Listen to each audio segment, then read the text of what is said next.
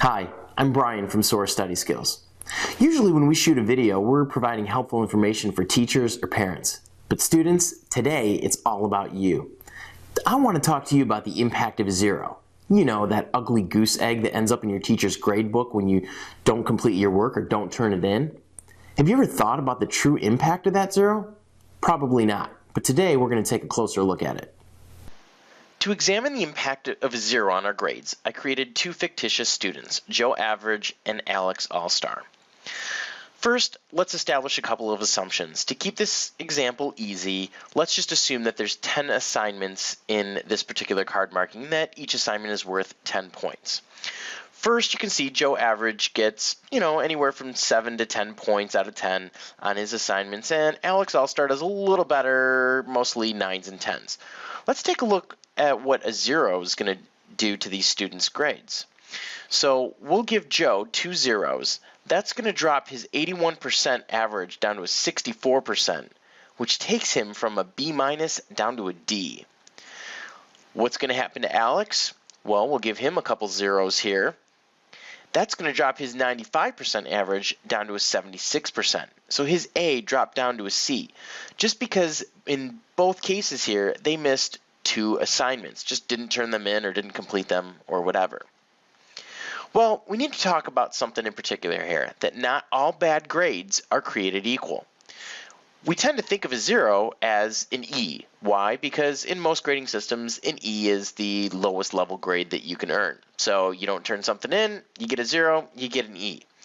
Well, that's not always necessarily true, because an E is not always equal to a zero. Let's go back to our example of Joe and Alex.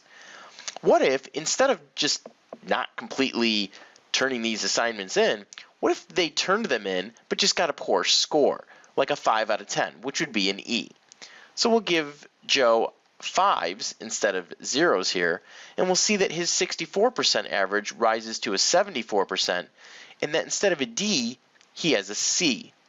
And same with Alex All-Star. If we replace his zeros with 5 out of 10s, we'll see that his 76 rises to an 86%, and that his C is now a B.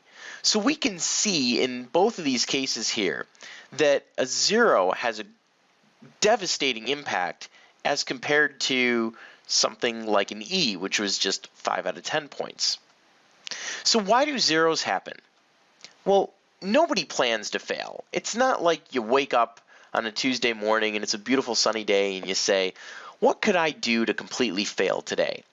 Hey, I know, I just won't turn in any of the homework that I've done. I know that's not how it goes. What usually happens is we forget. We forget that we have an assignment, or we forget to take our books home, or we just forget to turn things in sometimes. That's just how it goes. Or we don't have time. Maybe we just have a super busy schedule. We were going to do an assignment tonight, and we're going to turn it in tomorrow the next day, but we didn't realize that mom and dad had a full schedule of activities planned for us, and we just couldn't get to our homework, so it's not completed, we don't turn it in, and we take a zero.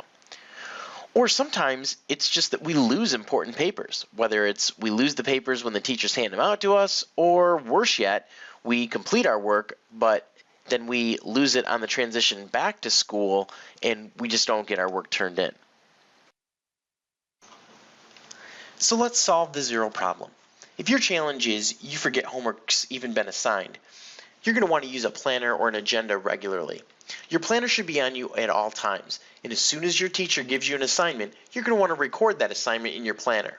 That way, when you get home later in the evening and you review your planner, you can see everything that's due and you'll know exactly what's expected of you for the next day in class. If your challenge is you find you don't have time to get your work completed, again, you're going to want to look at using a planner. By recording everything that requires our time, such as participating in a sports team or social engagements or even our homework, once it's written down in front of us, we're better able to prioritize our time and figure out what things need to be completed now versus what could be scheduled for a later time. If your challenge is you lose important papers, I'm going to recommend that you get organized with the Sora binder system. Students who use the Sora binder system have a single location to store any important papers that have been given to them by teachers, along with a very convenient spot to put any work that they've completed at home to ensure a safe transition back to the classroom. If you're ready to solve the Zero problem today, get our student-friendly system. In the classroom, take a look at our curriculum.